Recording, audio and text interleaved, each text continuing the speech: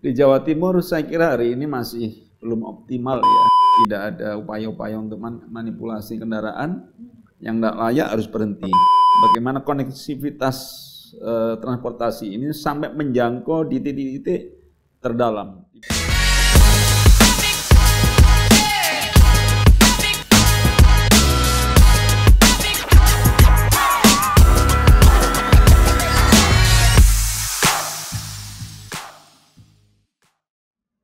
Halo pemirsa KJTV dimanapun Anda berada, selamat datang kembali dalam podcast Suara Dewan dan tentunya masih bersama saya Aci Ulfa dan tentunya saya juga tidak sendiri pemirsa, sudah hadir bersama saya narasumber yang sangat spesial. Beliau merupakan Wakil Ketua DPRD Provinsi Jawa Timur, Bapak Haji Hidayat SAG MSI. Pak Hidayat, apa kabar hari ini Pak? Alhamdulillah, baik-baik. Baik, sehat Pak? Alhamdulillah sehat. Semangat Pak? Semangat. Semangat. Karena juga harus menjadi corong utama ya Pak ya untuk mengawal aspirasi masyarakat. Tentu harus semangat. Semangat. Pak Hidayat, saya panggil apa nih biar enak nih? Ya, Pak Hidayat. Bapak atau Abah atau apa nih enaknya nih? Bapak Hidayat. Bapak Hidayat, oke. Pak Hidayat, terima kasih Pak sudah main-main nih ke podcast Suara Dewan ke KJTV. Gimana rasanya Pak? KJTV luar biasa. Luar biasa. Kita juga makasih Pak diundang nih jauh-jauh dari Jember ke Mojokerto. Ke Mojokerto, luar biasa sekali Mojokerto Pak ternyata Pak. Asli Mojokerto ya Pak? Ya. Asli. Tinggal di Mojokerto. Tinggal di Mojokerto, besar di Mojokerto. Besar di Mojokerto. Nah, kita juga pengen kenal lebih dekat nih sama Pak Hidayat nih. Pak Hidayat aslinya memang Mojokerto. Lahirnya di Lamongan sebetulnya. Lahirnya di Lamongan. Kemudian besar di Mojokerto. Domisili di Mojokerto sekarang. Oh, gitu. Menjadi wakilnya masyarakat Mojokerto dan Jombang.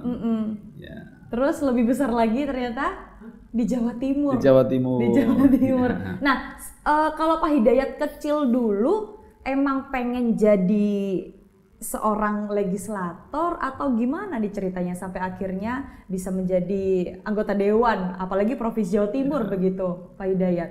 Sebetulnya dulu cita-citanya pengen jadi guru ya. Oh, oke, guru. Ya. Kemudian?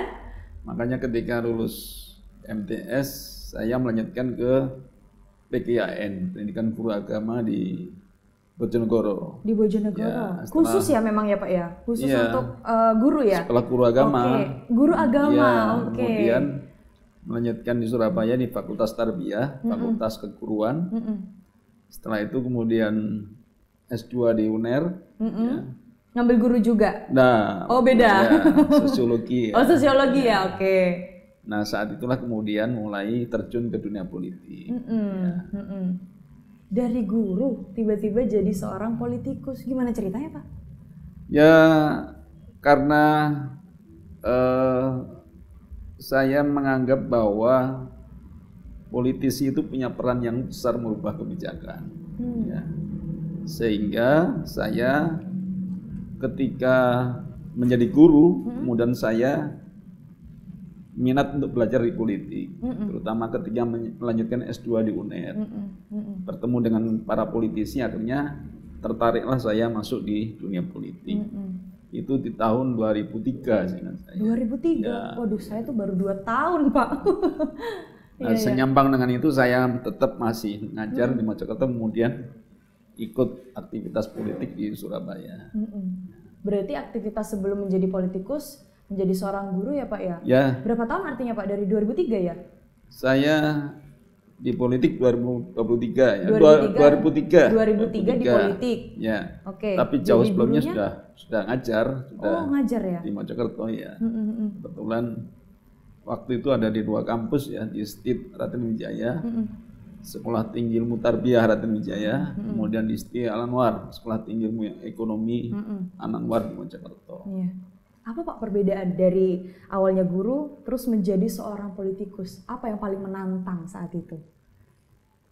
Saya kira sama-sama memiliki nilai yang besar ya, terutama untuk melakukan perubahan-perubahan di sosial masyarakat ya. Jadi guru berarti kita ikut mencetak generasi muda agar berilmu, berakhlak, punya skill. Ya. Dan inilah calon pemimpin ke depan. Di politik saya kira juga ada fungsi pendidikan politik. Di mana ketika saya aktif di partai juga ketemu dengan anak-anak muda, bertemu dengan Gen Z, memberikan edukasi bagaimana saya punya menjadi politisi atau menjadi pejuang politik. Artinya sama-sama memiliki impact yang cukup besar gitu ya Pak ya, apalagi buat anak muda, begitu ya Pak ya. Nah, cuman kalau memang bedanya ketika sudah di parlemen, di dewan, ada peran di mana kebijakan-kebijakan itu bisa kita rubah melalui peran kita di legislatif. Betul, dan itu akan berdampak kepada masyarakat luas. Begitu ya Pak Hidayat. Nah, Pak Hidayat sendiri kalau jadi seorang legislator udah berapa lama nih? Berapa periode udah nih Pak Hidayat? Ini yang ketiga. Wow, ini yang ketiga? Artinya udah bukan hal yang lumrah lagi. Masih belajar terus. Tapi masih tetap belajar, begitu ya. Nah Pak Hidayat, spesial talk show kita atau podcast kita di hari ini akan bahas terkait transportasi. Moda transportasi se-Jawa Timur. Sejauh ini menurut Pak Hidayat sendiri selaku Wakil Ketua DPRD Provinsi Jawa Timur, sejauh ini moda transportasi integrasinya di Jawa Timur seperti apa Pak? Di Jawa Timur saya kira hari ini masih belum optimal ya. Belum optimal? Ya. Kecuali di area Gerbang Kertosusilo ya, sudah koneksinya sudah lumayan bagus karena di area ini sudah ada Transjatim. Sampai detik ini sudah ada 7 koridor ya. Tetapi di kota kabupaten lain kita masih koneksinya masih dari terminal ke terminal, stasiun ke stasiun. Nah, untuk menghubungkan antara terminal ke titik-titik, misalnya pusat pendidikan, pusat wisata, pusat bisnis itu masih menghadapi kendala. Nah, ini yang kita harapkan ke depan, bagaimana koneksivitas transportasi ini sampai menjangkau di titik-titik terdalam di pedesaan-pedesaan. Misalnya di Mojokerto ini kan banyak tempat wisata ya, di Trawas, di Pacet, di Jombang ada Wonosalam. Para pengunjung masih menggunakan kendaraan pribadi, belum ada kendaraan umum ya. Nah, ini yang menyebabkan tingkat kuantitas pengunjungnya masih cukup rendah karena transportasinya susah. Nah, ini yang menjadi perhatian kita ke depan, bagaimana koneksivitas itu sampai ke titik desa. Ini aja kalau ngomongin cuma Mojokerto Jombang ya Pak, belum yang se-Jawa Timur ya Pak, dengan berbagai potensi wisata, potensi yang lainnya begitu ya Pak. Artinya tadi dengan lantang Pak Hidayat mengatakan belum optimal. Artinya kira-kira apa sih Pak yang mendasari integrasi moda transportasi di Jawa Timur ini belum optimal? Saya kira selama ini kan kendaraan publik itu masih di-handle oleh swasta ya. Oleh swasta, dan swasta saya kira punya banyak keterbatasan oleh karena diperlukan kehadiran pemerintah baik provinsi maupun kota kabupaten. Kalau hari ini provinsi sudah meluncurkan Transjatim, misalnya Transjatim koridor Mojokerto Surabaya. Di terminal Mojokerto, maka nanti harapan kita pemerintah kabupaten ini menyambungkan antara terminal kepada titik-titik titik-titik di desa-desa. Nah, ini diperlukan payung hukum. Kita lagi godok di Komisi D itu raperda tentang integrasi transportasi publik.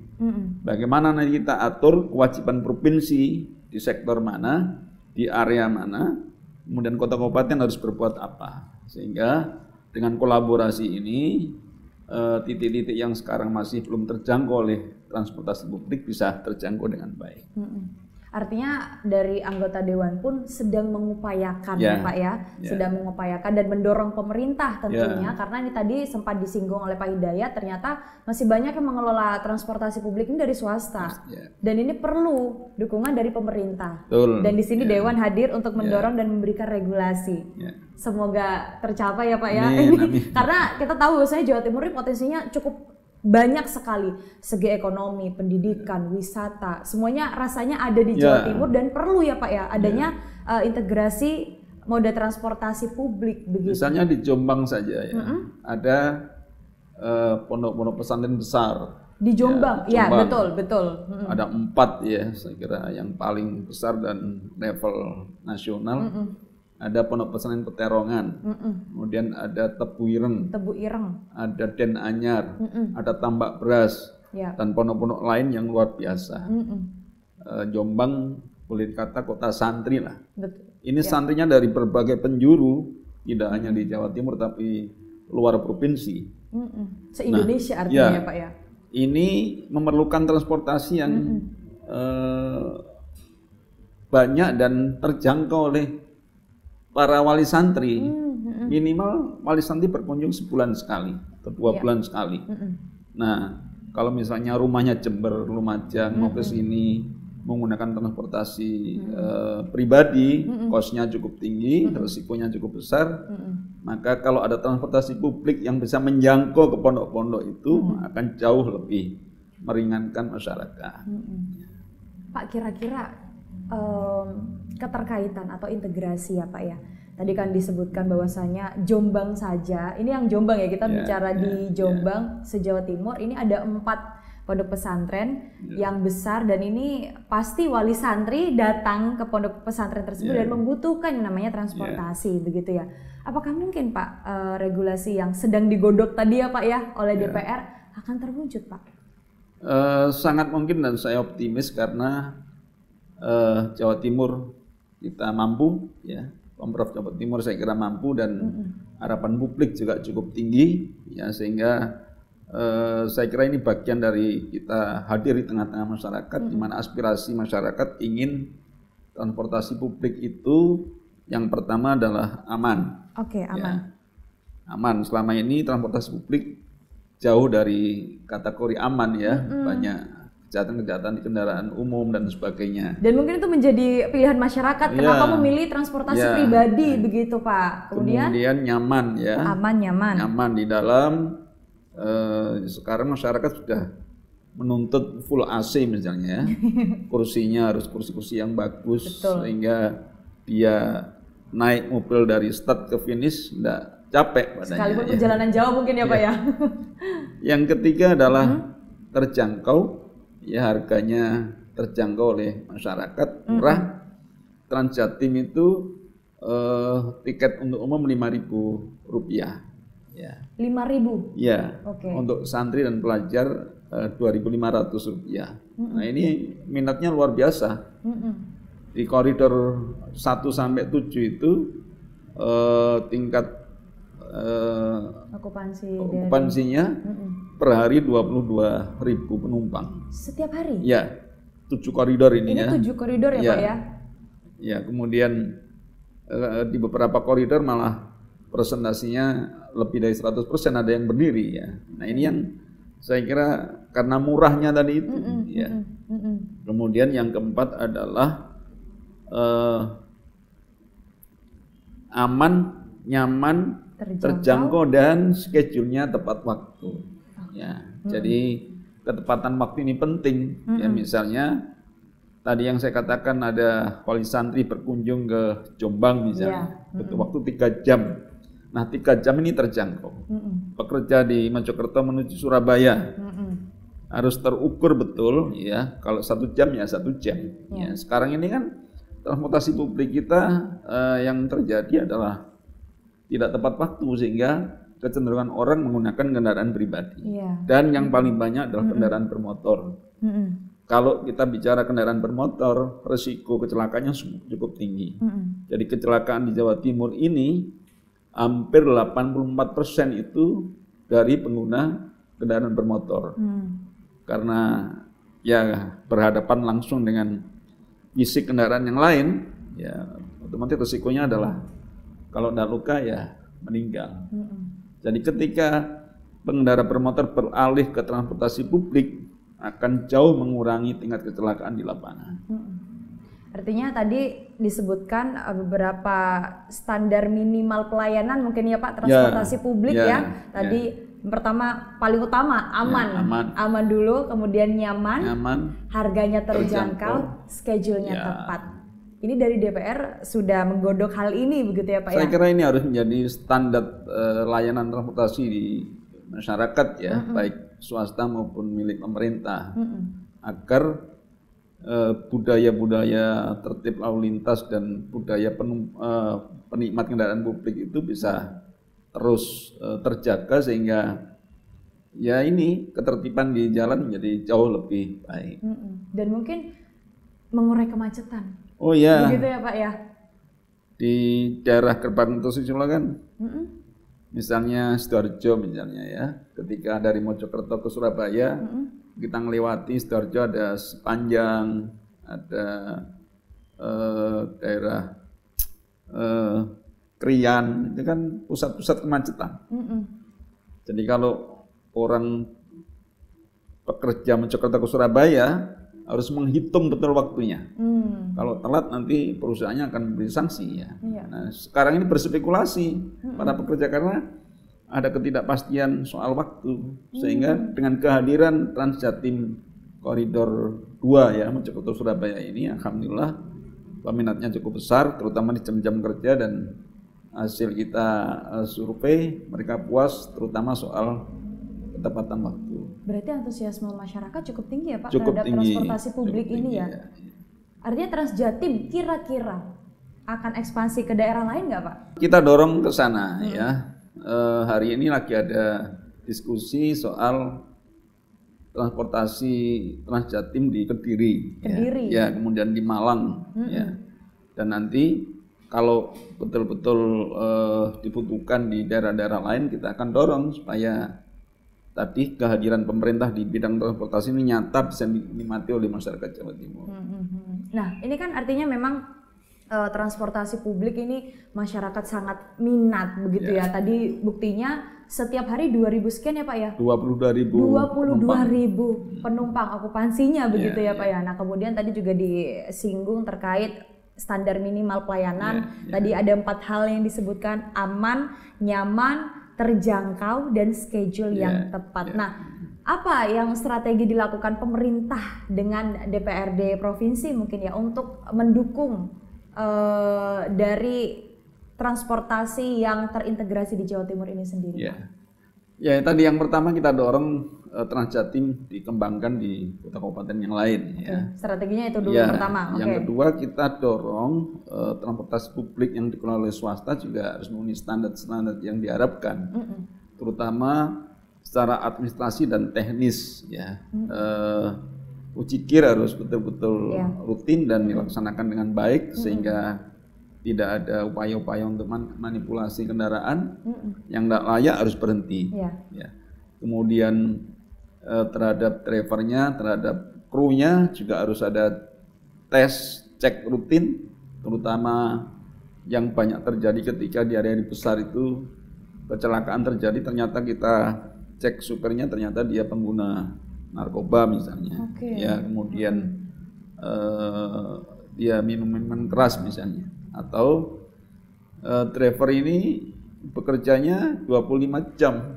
Ya, setelah dia trayek A pulang langsung nyambung sehingga tidak ada istirahat sama sekali, mengganggu kesehatan. Ya, sehingga mengurangi energinya dan fokusnya, akhirnya timbul kecelakaan. Nah, ini yang kita dorong pemerintah untuk betul-betul mengawasi PO swasta ini agar betul-betul taat aturan. Strategi udah mulai dijalankan nih Pak ya. Nah, kemudian anggaran. Ini kan juga perlu ya Pak ya untuk mendukung fasilitas transportasi publik yang tadi disinggung ya Pak ya, aman, nyaman, terjangkau, dan juga schedule yang tepat. Berapa persen sih Pak anggaran dari pemerintah begitu ya, khususnya untuk integrasi transportasi di Jawa Timur sendiri? Kalau di Transjatim ya, kita mulai diluncurkan sampai detik ini sudah terpakai hampir 700 miliar. Itu 7 koridor ya Pak? Iya, untuk pengadaan bis, untuk subsidi penumpang dan sebagainya. Di sisi lain ya, kita bicara transportasi, ada pelabuhan, ya, kemudian ada bandara untuk kepentingan pesawat terbang dan sebagainya. Kita juga dorong agar transportasi darat, laut, udara ini berkembang di Jawa Timur. Pelabuhan-pelabuhan kita bangun semaksimal mungkin, misalnya di Probolinggo, kemudian di Ketapang, Banyuwangi, kemudian di Madura dan sebagainya, kita dorong agar transportasi darat, laut, udara bisa berkembang dengan baik. Jadi kalau kita hitung rupiahnya di berbagai sektor transportasi sudah sangat besar, tapi di Transjatim kita sudah gunakan APBD hampir 700 miliar rupiah. Efisien nggak Pak dengan anggaran segitu sejauh ini? Ya karena ini transportasi publik ya, pemerintah ya, jadi kita tidak menghitung efisien ya, tetapi yang penting adalah kita dengan menyiapkan transportasi publik yang betul-betul baik ini, masyarakat menjadi mobilitasnya tinggi. Di saat mobilitas tinggi ada pergerakan ekonomi, ya. Nah ini akan mendorong pertumbuhan ekonomi di Jawa Timur. Misalnya orang ke Mojokerto mau ke Trawas, ya, kita siapkan transportasi publik yang bagus. Kalau penumpangnya meningkat dari sebelum ada transportasi publik, misalnya penumpang 1 kali 100 saja, dia bergerak dari Mojokerto ke Trawas, kemudian di Trawas dia menikmati tempat-tempat wisata, dia beli tiket, beli makan, beli minum, beli oleh-oleh, berarti ada pergerakan ekonomi di Trawas. Begitu juga dengan tempat-tempat lain. Jadi artinya bahwa anggaran yang kita kucurkan untuk Transjatim ini adalah stimulan untuk mendorong pergerakan ekonomi. Jadi dengan banyak Transjatim, ekonomi menggeliat dan ini akan berdampak baik pada pertumbuhan ekonomi di Jawa Timur. Dan itu berputar artinya ya, Pak ya. Dan kemudian Pak, kita tahu bahwasanya transportasi darat membutuhkan jalan yang layak, Pak. Bagaimana menurut Pak Hidayat sejauh ini, khususnya di Jawa Timur mungkin ya? Apakah jalan-jalan di daerah kita sudah layak atau seperti apa? Jadi jalan ini kan ada 3 kewenangan ya, ada milik kabupaten, ada jalan provinsi, ada jalan nasional. Kalau jalan provinsi sampai hari ini yang saya baca di data itu hampir 92% sudah mantap. 92%. Ya, ini yang jalur mantap. Provinsi ya Pak ya? Provinsi. Oke. Nah problemnya adalah jalur kota kabupaten. Yang tadi, yang feeder-feeder dari terminal ke titik-titik itu yang saya kira menjadi hambatan. Misalnya kalau ke Wonosalam misalnya di Jombang ya, dari terminal di Jombang atau di Mojo Agung, maka butuh kendaraan besar. Nah, kalau sudah bicara kendaraan besar, aksesnya di atas agak susah. Nah, oleh karena itu, yang PR pentingnya adalah bagaimana kota kabupaten ini sudah harus memikirkan betul infrastruktur ke pusat-pusat pendidikan dan wisata dan bisnis itu harus sudah mantap juga, sehingga feeder-feeder dari titik-titik Transjatim itu bisa disambungkan ke titik-titik yang lebih dalam di kota kabupaten. Kalau jalan nasional saya kira di Mojokerto Jombang tidak banyak ya, hanya jalan besar dari Malang ke Yogyakarta ke Jakarta sudah cukup bagus, tapi yang problem adalah jalan kota kabupaten. Artinya menurut Pak Hidayat sendiri sejauh ini kalau untuk jalur provinsi 92% ya Pak ya? Sudah bagus, sudah mantap. Bagus, sudah layak ya Pak ya. Cuma problemnya di jalan kota kabupaten. Nah ini apa nih mungkin dorongan yang dilakukan atau regulasi yang dihadirkan oleh DPRD supaya bisa mendorong para pemerintah kota kabupaten bisa membangun jalan yang layak Pak? Ya, tadi yang saya katakan bahwa yang pertama tadi harus ada raperda ya, soal transportasi terintegrasi, sehingga di sana nanti turunannya adalah penguatan infrastruktur. Ya, misalnya dari Lamongan ke Mojokerto ini kan jalan provinsi itu ya. Di Lamongan sudah luas, tapi Mojokerto belum. Nah ini problem, jadi nanti Transjatim tidak bisa lewat ke Mojokerto, berhenti di Lamongan. Oleh karena itu dengan regulasi yang ada, harapan kita ada perhatian pemerintah kota kabupaten untuk memprioritaskan jalan-jalan yang menjadi feeder jalan provinsi. Nah, kemudian yang kedua adalah tentu ini menyangkut soal komitmen pemerintah kota kabupaten dan legislatifnya.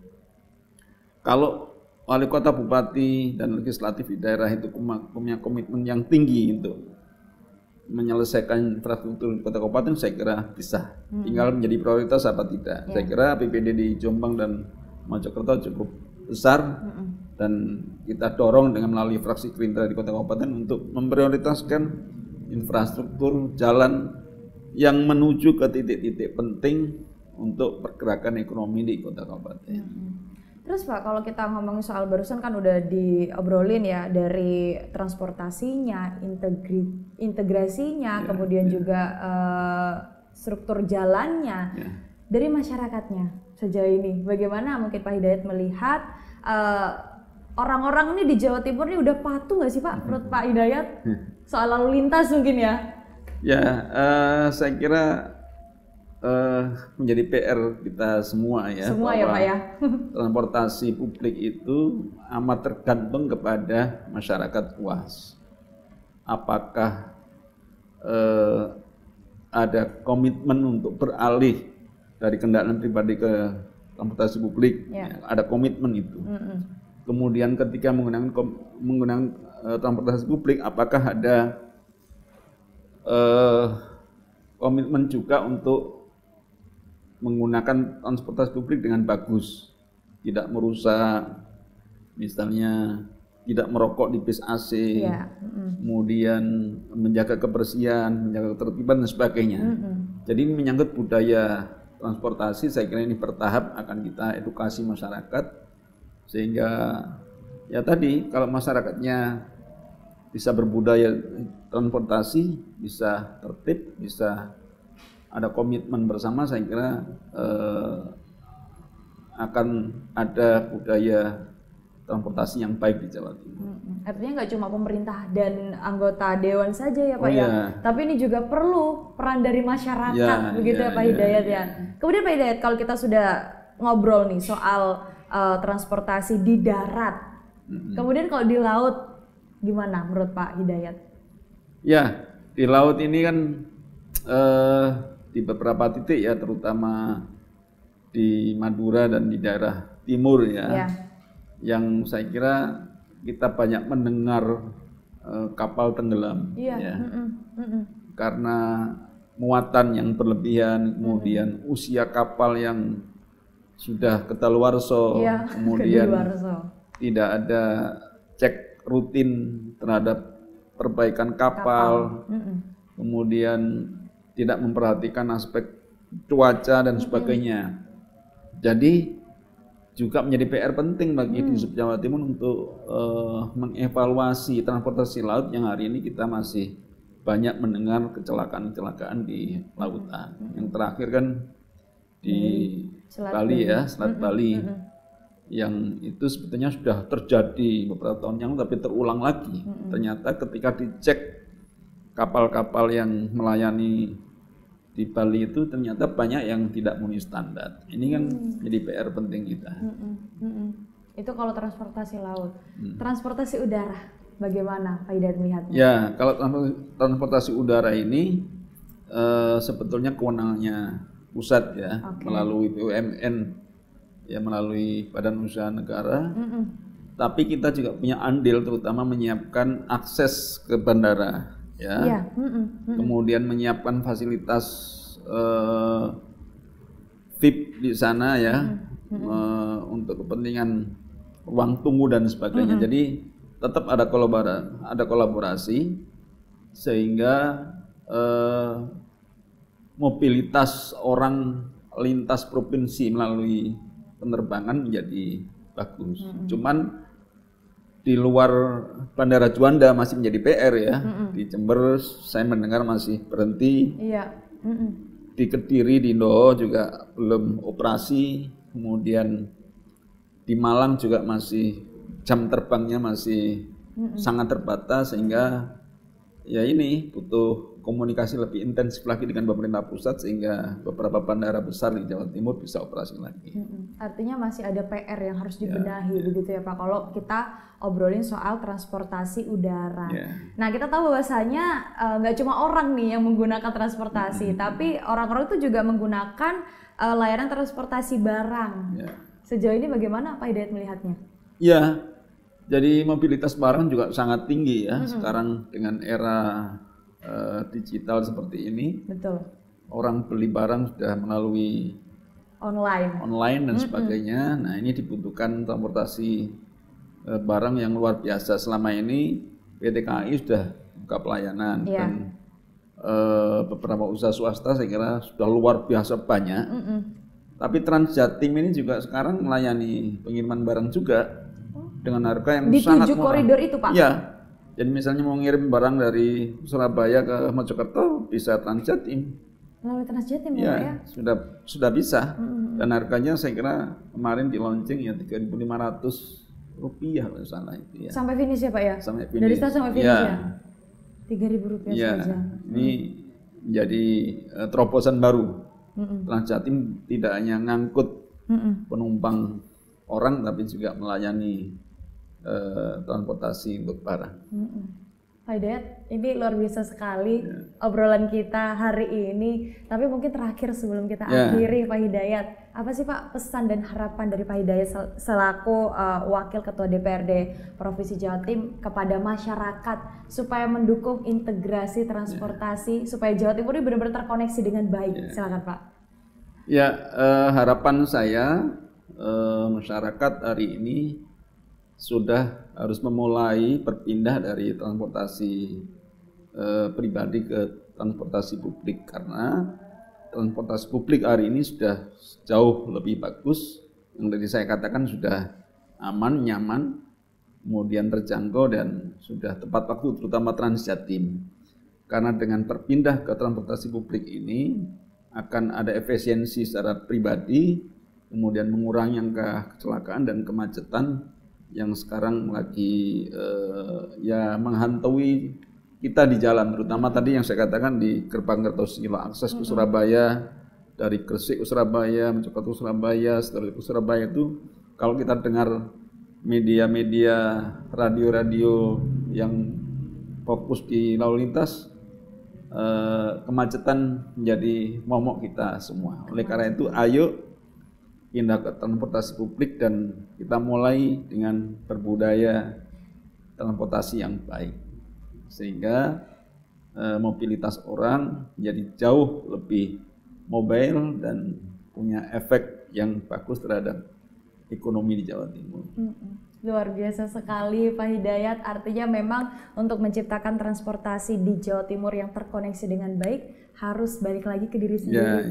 Budaya transportasi itu harus dimunculkan. Begitu ya Pak Hidayat ya. Pak Hidayat, terima kasih atas waktunya. Ini luar biasa sekali diskusi kita kali ini. Sehat selalu Pak Hidayat, amin. Semangat selalu karena semangat. Menjadi corong utama ya Pak ya. Mengawal aspirasi masyarakat. Sekali lagi terima kasih Pak Hidayat, terima kasih. Semoga kita bisa bertemu di lain waktu. Pak Hidayat, dan pemirsa, itulah tadi diskusi kita dengan Wakil Ketua DPRD Provinsi Jawa Timur. Semoga apa yang kita perbincangkan dapat memberikan manfaat tidak hanya untuk diri kita tapi juga untuk orang lain. Saya Ciulfa, mewakili seluruh kerabat kerja yang bertugas, mohon undur diri. Sampai jumpa dalam episode podcast Suara Dewan lainnya.